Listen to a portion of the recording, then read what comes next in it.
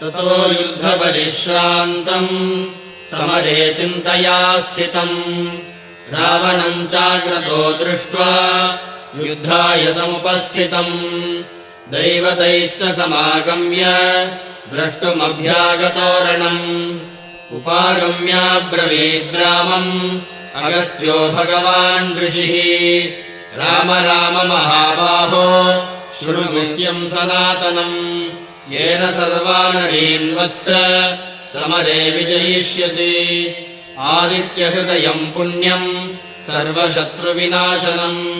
जयावहम् जपेन्नित्यम् अक्षय्यम् परमम् शिवम् सर्वमङ्गलमाङ्गल्यम् सर्वपापप्रणाशनम् चिन्ताशोकप्रशमनम् आयुर्वर्धनमुत्तमम् रश्मिमन्तम् समुद्यन्तम् देवासुरनमस्कृतम्